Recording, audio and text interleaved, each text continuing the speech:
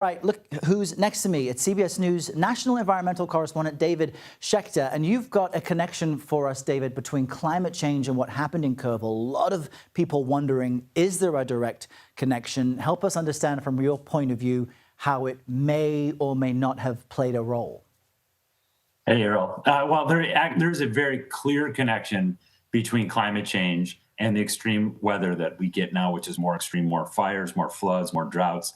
Speaking specifically about this intense rainfall, the connection, the science is actually pretty simple and basic, that you have a warming atmosphere. We release greenhouse gases from our cars and from our factories and from our power plants. That is warming our atmosphere. A warmer atmosphere is capable of holding more moisture in it.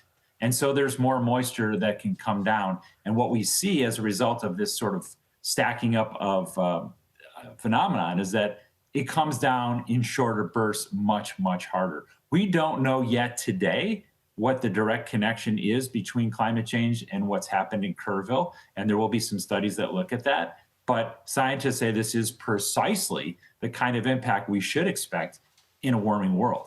Right, and climate is trends over time, whereas weather is what's happening in one single day. And what strikes me from what you've just said is climate change means more extremes in just about every direction. And before this storm, it had actually been very dry in this area of central Texas. So what does the science tell us about these swings through drought-like conditions and then extreme rain all at once?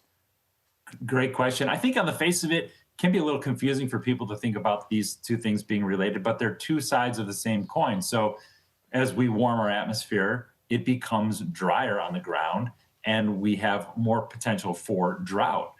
But also what happens then is when we get those conditions where there is more rain, more water that we just talked about, the surface of the earth is now dry and compact and hard. So you get a tremendous amount of rain in a short period of time, and then you're dealing with conditions on the ground where the ground is very challenging to absorb any of that moisture or enough moisture to slow this all down. So it's a bit of a cycle. You have the dry surfaces, you have intense rainfall, and then when it comes down, it becomes a sort of a double whammy. Yeah, and Camp Mystic was actually set up in what was a dry riverbed. They perhaps never imagined that that river would go beyond its banks. David Schechter, great to chat with you about this. We appreciate your time today. Thanks, Errol. Errol. And another very quick reminder, if you want to help flood victims and the state in its recovery efforts, just head on over to cbsnews.com/helptexas. Many ways for you to donate there.